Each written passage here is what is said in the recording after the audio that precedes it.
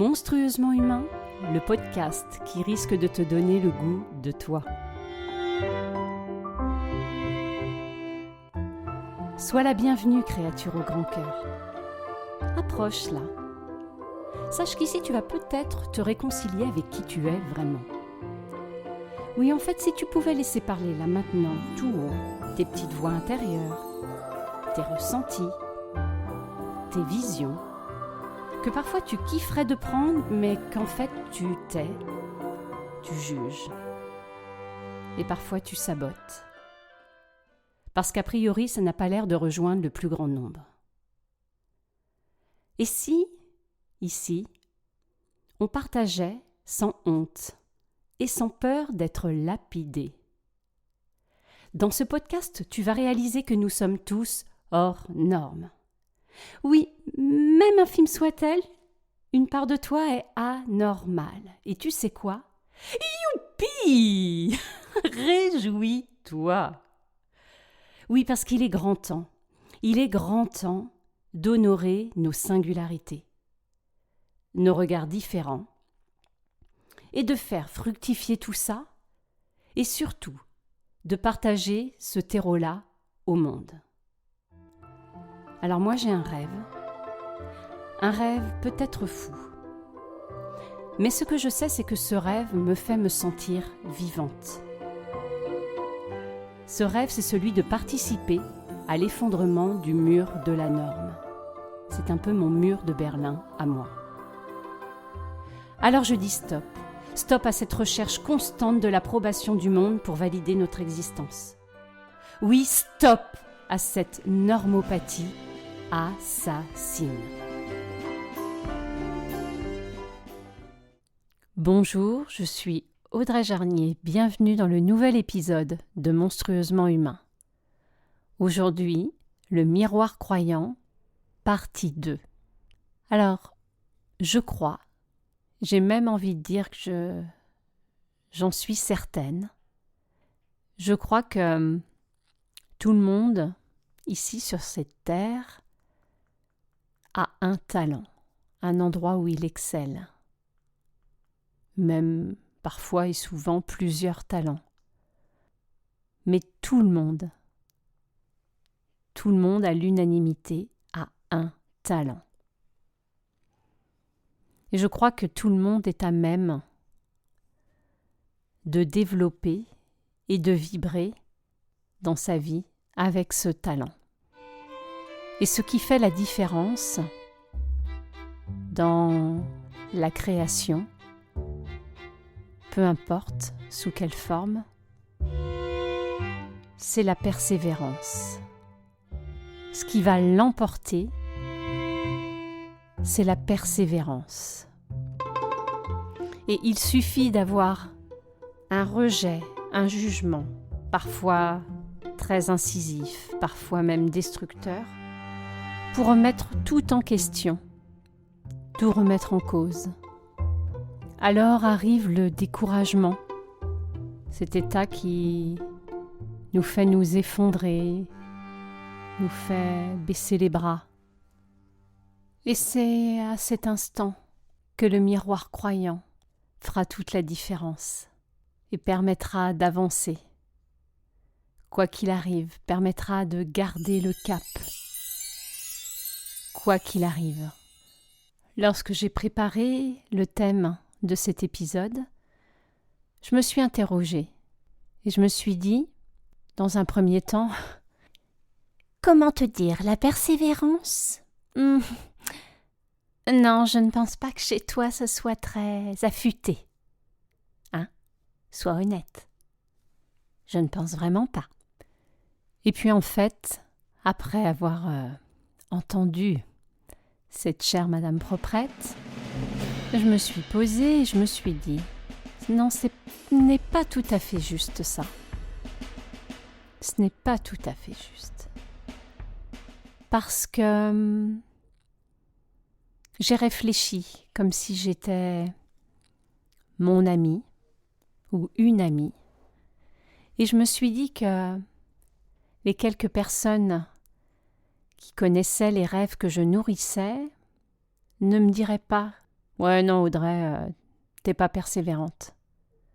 Je ne crois pas. Et je crois plutôt qu'il dirait de moi que ma persévérance, elle se trouve dans ce rêve que je nourris. Elle est bien là. Et après avoir fait ce constat, je me suis dit, ah, quand même, ça c'est chouette. C'est chouette parce que ce n'est pas à zéro. Cette persévérance, elle est aujourd'hui un petit peu au service d'une créativité que j'ai un peu reconnue et non plus au service d'une madame proprette, une persévérance épuisante et qui ne sert pas à grand-chose à part me faire perdre de l'énergie. Mais il faut bien que je constate qu'elle n'est pas présente partout, la persévérance.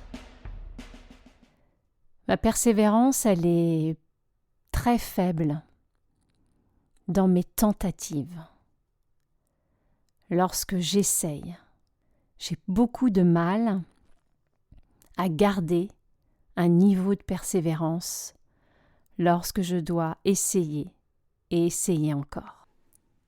Mais oui, parce que essayer encore, c'est tellement troublant pour Madame Proprette, où tout doit être parfait, et du premier coup, bien sûr.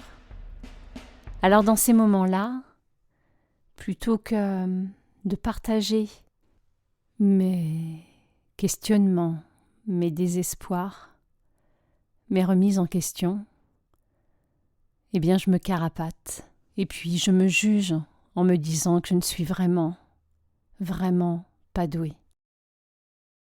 Et dans ces moments-là, alors, il y a une partie de moi très raisonnable, très proprette, qui se dit « Allez, je vais tout arrêter.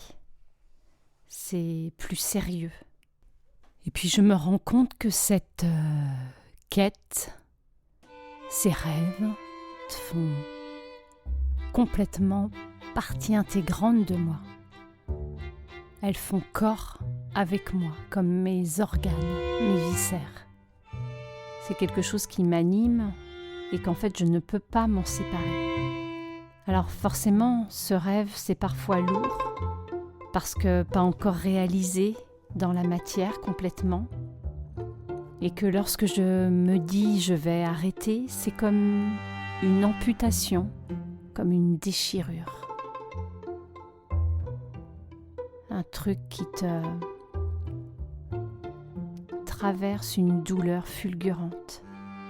Et ces instants-là, c'est comme si je me persuadais que je devais abandonner une partie de moi.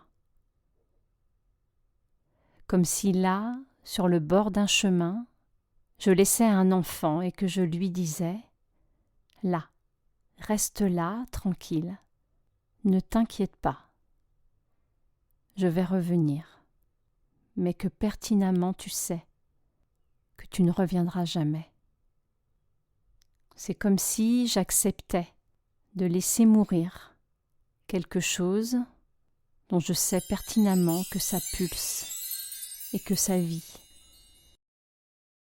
Et comme de par hasard, ce sont dans ces instants vertigineux qu'apparaît soudain un nouveau miroir croyant ou un miroir croyant qui gravite autour de toi mais que tu ne contactes pas forcément régulièrement et qui tout à coup te replace là, au bon endroit en te disant « Mais oui !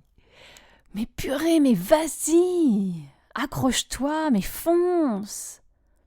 et qui te remonte le réservoir et qui quelque part identifie. Ce n'est pas une question de validation, c'est qu'il identifie, je crois, quelque chose qui existe, qui te dit « mais ouais, c'est bon, Ouais, il y a peut-être des trucs à revoir, il y a peut-être... Mais c'est bon! Mais oui! Entretiens, jardine! Passe le motoculteur s'il faut! Bourrine, amène le bulldozer, mais regarde là! Et là, il y a une superbe pousse!